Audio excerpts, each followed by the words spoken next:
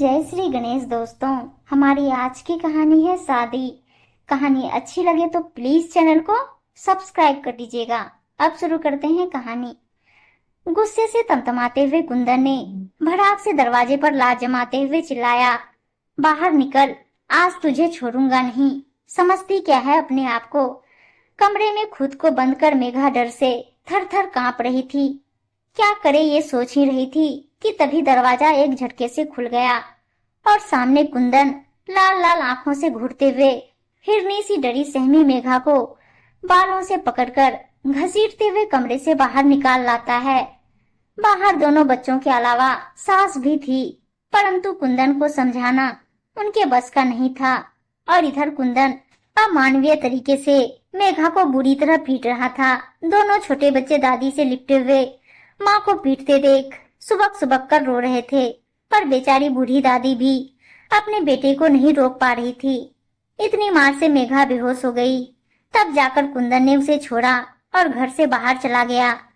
बूढ़ी सास किसी तरह बेहोश पड़ी बहू को होश में लेकर आई तो दर्द से कहारते हुए मेघा उनके गले लगकर रोने लगी। किस जन्म की सजा मिल रही है मुझे माँ जी? कसूर क्या है मेरा? कैसे अपना घर बर्बाद होते हुए देख लूं? और बिलक बिलक कर रोने लगी। बेचारी बूढ़ी सास वो भी मजबूर थी। जानती है कि गलत बेटा है, पर समझाने और डांटने के अलावा और कुछ नहीं कर पा रही है। मेघा एक पढ़ी लिखी सीधी सी लड़की है। 15 साल पहले कुंदन से शादी हुई थी। साधारण नैन नक्श वाली मेघा बहुत मिलनसार है। कुंदन का खुद का बहुत बड़ा व्यवसाय है और शौक भी खूब ऊंचे ऊंचे। मेघा उसे कभी भी अधिक पसंद नहीं थी, इसलिए बाहर भी दूसरी औरतों पर खूब पैसा लुटाता था। बात यहाँ तक भी होती तो ठीक थी, पर अभी कुछ महीने से कुंदन ने घर आना कम कर दिया था। मेघा ने पता लगाया तो पैरों तले जमीन निकल गई जब मालूम चला कि कुंदन ने एक दूसरे घर में रहना शुरू कर दिया है, किसी दूसरी औरत के साथ।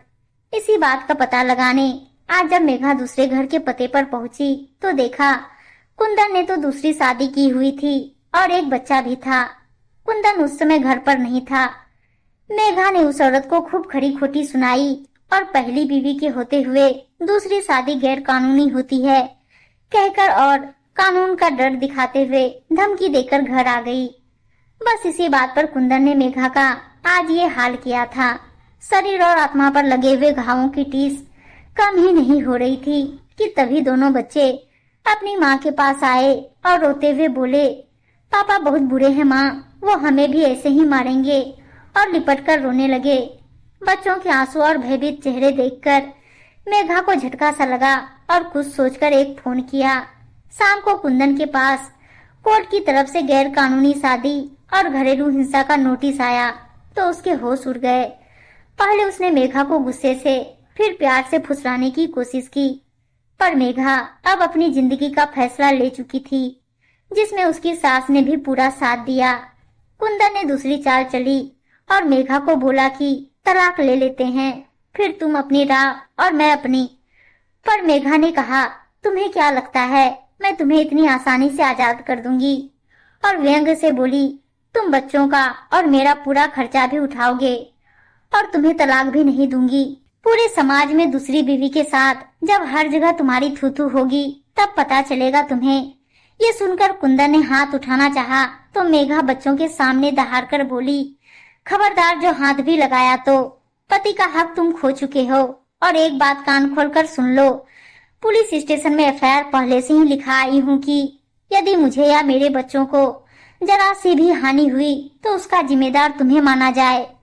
सच्चाई यही है कि अब मुझे अपने और अपने बच्चों की जिंदगी में तुम्हारे जैसे पिता और पति की कोई जरूरत नहीं है। और हाँ, कल से मैं तुम्हारा ऑफिस भी ज्वाइन कर रही हूँ और ये घर भी तुम्हें मेरे नाम करना होगा।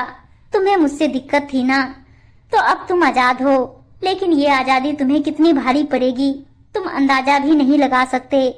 अब तुम यहाँ से जा सकते हो।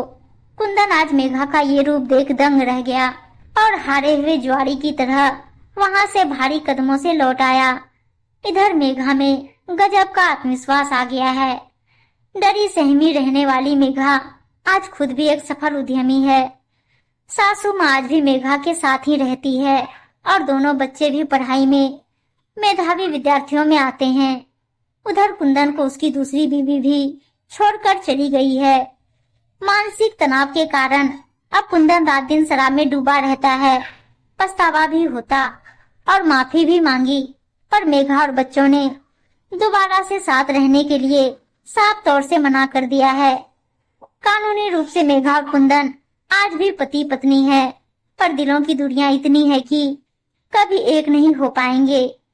जिंदगी हमेशा दो रास्ते दिखाती है।